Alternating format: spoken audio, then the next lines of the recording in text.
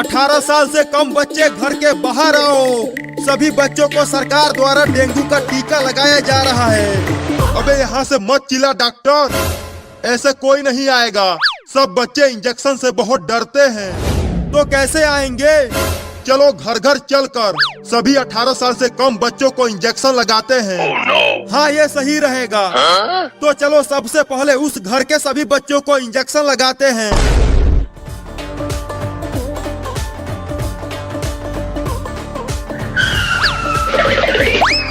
कोई है घर के अंदर? बाहर निकलो। कौन है जो इतना चिल्ला रहा है? तुम्हारा उम्र कितना है कलुआ? मेरी शादी करवाओगे क्या? मेरी दुल्हनिया किधर है? शादी नहीं, इंजेक्शन लगाना है तुझे। क्या इंजेक्शन? लेकिन मुझे तो कोई भी बीमारी नहीं हुआ है। पुलिस, तू पकड़ इसे, मैं इंजेक्शन लगाता हूँ। नहीं, मैं इंजेक्शन नहीं लगवाऊंगा, बहुत दर्द होता है। जल्दी पकड़ पुलिस। अरे वो कलुआ कहाँ भाग गया? पुलिस तू उधर देख, मैं इधर ढूंढता हूँ। कहाँ बच के जाएगा वो कलूटा? वो कलुआ वहाँ छुपा है, उस सोफे के पीछे। धीरे से जाओ और इंजेक्शन लगा दो।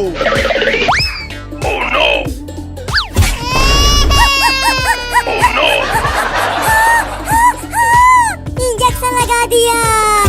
अगर तू भागता नहीं तो मैं धीरे से इंजेक्शन लगाता।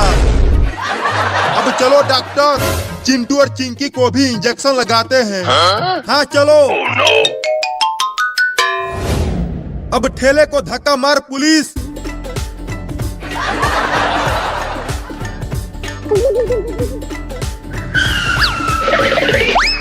कोई है घर के अंदर? जल्दी बाहर आओ। कौन हो तुम लोग और यहाँ क्यों आए हो?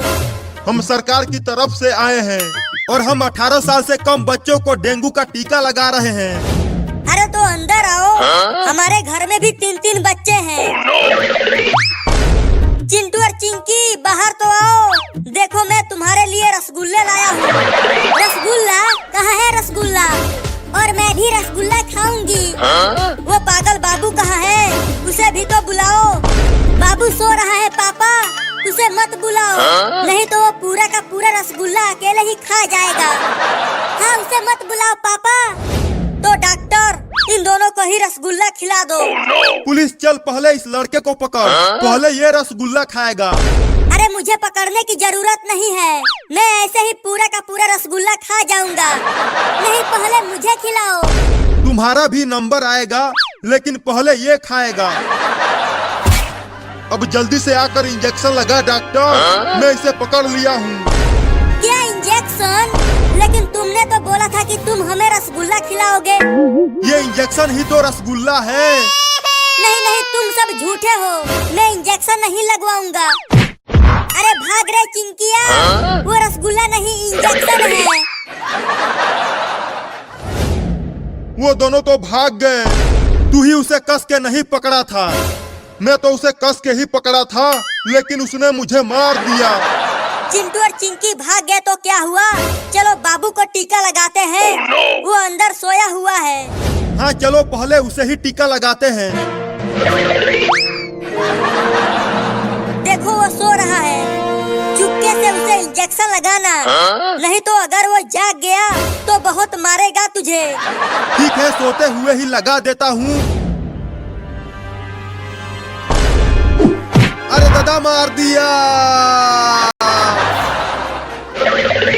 ये इंजेक्शन मुझे दो डॉक्टर, मैं लगाती हूँ उसे, ये मुझे नहीं मारेगा।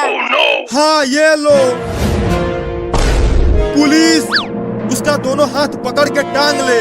अब उसकी मम्मी उसे टीका लगाएगी।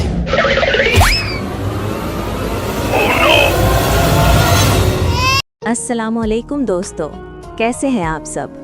उम्मीद है आप सब खैरियत से होंगे। आज मैं आपको एक ऐसी कहानी सुनाने जा रहा हूं जो हमें ताकत, इंसाफ और अंजाम का असल मतलब सिखाएगी।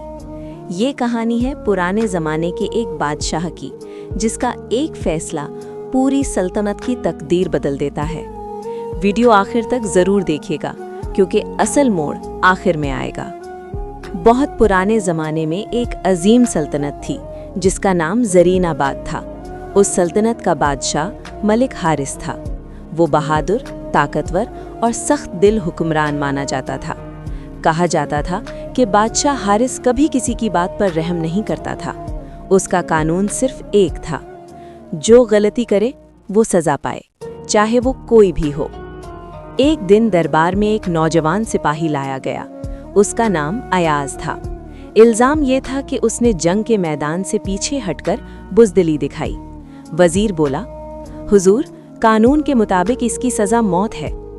अयाज खामोश खड़ा था, मगर उसकी आंखों में खौफ नहीं था। बादशाह ने पूछा, क्या तुमने वाकई पीठ दिखाई? अयाज ने कहा, जी हाँ, मगर बुज़दिली से नहीं। दरबार में सरगोशियां होने लगी। अयाज बोला, मैं दुश्मन के पीछे एक बच्चे को देख रहा था जो जख्मी था।